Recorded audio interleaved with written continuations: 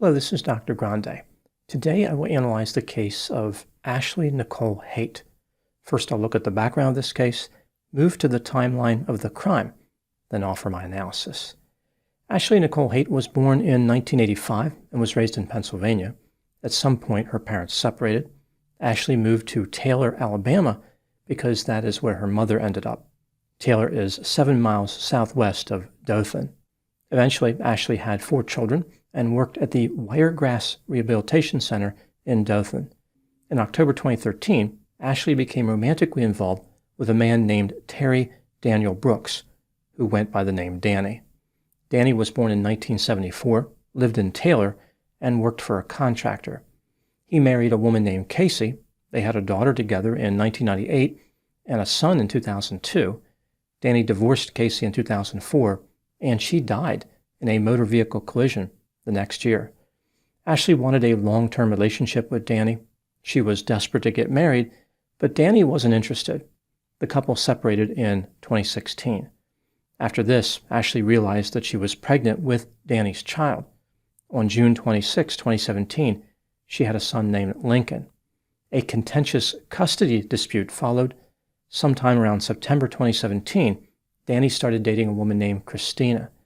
Ashley remained unhappy with this entire situation and would not stop complaining about the possibility of losing custody of her son to Danny. Now moving to the timeline of the crime. On October 23, 2017, Danny left his home in Taylor, Alabama to go to work. He was driving a company-owned vehicle, a GMC 2500 pickup truck. At about 7 a.m., as he was on South Park Avenue, there was a significant explosion inside the truck from behind the seat. This left Danny disoriented and in agony. His ears were ringing, and he was bleeding from his back. Danny signaled a motorist who stopped, opened the driver door of the truck, and called 911.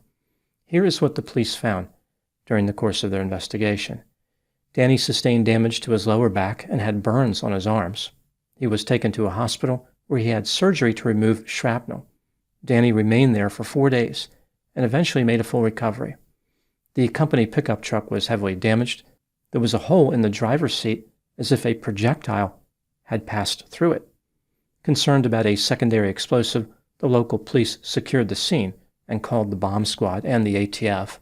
As it turns out, there was no other explosive device in the vehicle, just the remnants of the one that detonated. An examination of the truck revealed that the explosive was a pipe bomb, which was open on one end. It was filled with black powder and projectiles. A 12-volt battery was connected to model rocket igniters and a circuit board. The explosive had been remotely detonated. The pipe bomb was placed on the floorboard behind the driver's seat, pointed at the driver. The police wondered if the perpetrator had purchased the model rocket igniters from the local Hobby Lobby store.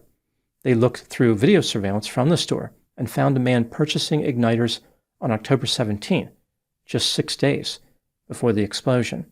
The customer used a credit card, but it was going to take a while to find out his name. Investigators interviewed Danny. He mentioned the custody battle with Ashley, but he did not believe that she was responsible for the attempted murder. When Ashley was interviewed, she indicated that she had not talked to Danny for months because they were in a contentious court battle. At the time of the explosion, she was at work. The police were able to confirm her alibi. They downloaded data from her cell phone, but did not find anything of evidentiary value. In a strange twist, the police were contacted by Ashley's attorney a few days later and informed that Ashley possessed information relevant to the investigation. Here is what Ashley told the police.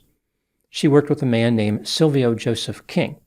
He knew about the concerns that she had regarding Danny, like the custody battle, because Ashley told him. Sylvio said, "I will do whatever I have to." This made it seem like Sylvio was interested in causing harm to Danny. After the explosion injured Danny, Sylvio sent a message to Ashley that read, "Boom, I felt that from 120 feet away." This convinced Ashley that Sylvio was the perpetrator. The police believed that Ashley was telling the truth. Later, they even told the media that she was not a suspect.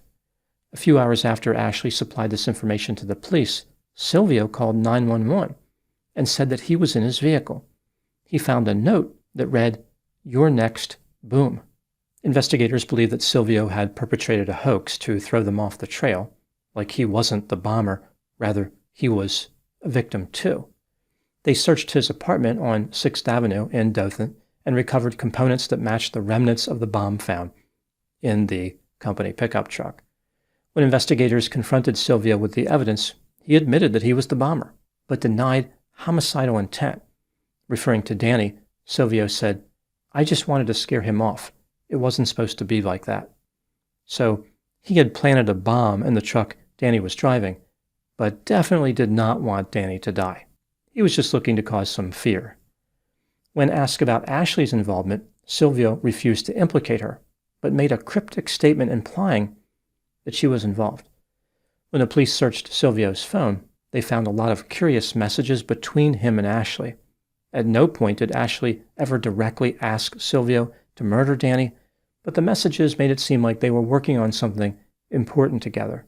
The police believed that not only was Ashley involved, she was the mastermind, but they couldn't prove this without Sylvio's help.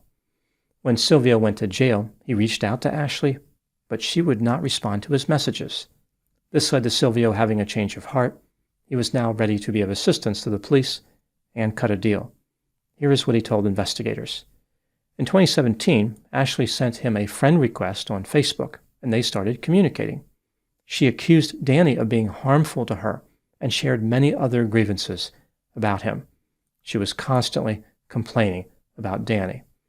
Ashley was concerned about losing custody of her son Lincoln and told Sylvio that her life would be better if Danny was out of the picture. Sylvio told Ashley that he had friends who could straighten the matter out.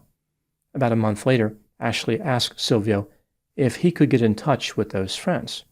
As it turns out, no friends were involved. Sylvio handled the problem himself. Using Snapchat, he and Ashley discussed how they would get rid of Danny. Ashley said that she was ready to only have to worry about her and her children. She asked Sylvio, "So you got this, right? So it's just me raising my kids from then forward." Ashley made it clear that she trusted him to take care of the problem. Sylvio acquired the components to construct a pipe bomb. On September 20, 2017, he purchased black powder. On September 26, he bought galvanized steel pipe. Sylvio acquired the 12-volt battery on October 14, and 3 days later purchased the igniters at Hobby Lobby. When he sent a photograph of the pipe bomb to Ashley, she responded by asking him why he didn't just take a rifle and shoot Danny. On October 23, 2017, Sylvio made his way to Danny's house. He knew the address because Ashley gave it to him one day earlier. When he pulled the door handle for the rear driver door, he realized it was unlocked. He placed the pipe bomb on the floorboard behind Danny's seat and sent Ashley a message telling her the bomb was in position. Sylvio drove to South Park Avenue and waited for Danny. Every time he saw a white pickup truck approach his position, he sent a signal to the detonator. When Danny approached in the company pickup truck, the pipe bomb detonated. In December 2019, Ashley Nicole Haydt was arrested. In October 2020, Sylvio Joseph King pleaded guilty to conspiracy and malicious use of an explosive device. Later, he received 9 years in prison. He could be released as early as October 2025. On October 21, 2021, Ashley was convicted of conspiracy, malicious use of an explosive, and misprision of a felony. That last charge is the same thing as concealing the commission of a felony. On April 12, 2022, she was sentenced to 18 years and 4 months in prison. Ashley is scheduled to be released in May 2037. Now moving to my analysis. Ashley Nicole Haydt maintains her innocence. If she had any supporters, they would argue that Sylvio acted on his own and Ashley was not involved. The government, of course, disagrees. They believe that Ashley manipulated Sylvio into attempting to murder Danny. This brings me to the question, was Ashley guilty of conspiracy and the other charges against her? Let's take a look at the evidence both for and against the idea she was guilty, starting with the inculpatory factors. After the bombing, when the police spoke to Ashley, she denied knowing anything about it. Only later, through her attorney, did she reach out to supply more information. Ashley must have known right away that Sylvio was involved. Why did she lie to the police? To communicate with each other, Ashley and Sylvio used Snapchat, which is an app that deletes messages automatically. When the police examined Ashley's phone, Snapchat had been uninstalled. Furthermore, Ashley had deleted text messages exchanged with Sylvio in the time leading up to the bombing and on the day of the bombing. Ashley admitted to complaining to Sylvio about Danny. If Ashley did not encourage Sylvio to carry out the crime, why did Sylvio try to kill Danny? He may have been trying to impress Ashley, but that's a big gamble if Ashley wasn't interested in Danny being murdered. If Ashley didn't actually want him dead, that plan could really blow up in Sylvio's face. Furthermore, Sylvio was romantically interested in Ashley. One would think that if he was going to use murder to advance that interest, he would target a current lover, like eliminate the competition. Danny was a former lover. There was no chance of reconciliation between Danny and Ashley. It doesn't make any sense to kill him. Sylvio must have known that Ashley's desire was for Danny to be eliminated. At Ashley's trial, Sylvio testified that Ashley had been in a conspiracy with him. Now moving to the exculpatory factors. Considering how Sylvio had a desire to be with Ashley romantically, maybe he tried to take out Danny in order to win favor with her. It's not a smart move, but Sylvio may not have been thinking straight due to his strong emotions. He heard Ashley complaining about Danny and thought, okay, maybe if I take care of this guy permanently, she will be very grateful. After detonating the explosive, Sylvio was arrested and charged with serious offenses. He was in a lot of trouble and needed a bargaining chip. There was no way to get a reduced sentence if he said that he was working alone. The only way to gain bargaining power was through implicating Ashley. This allowed him to cut a deal and receive a much lighter sentence. When considering all the evidence in this case, do I believe that Ashley was guilty of conspiracy and the other charges? Yes, in my opinion, she was guilty beyond a reasonable doubt. The problem for Ashley is that she was the only one who had a motive to kill Danny. What do I think happened in this case? This is just a theory, my opinion. When Danny romantically rejected Ashley, she could not handle it.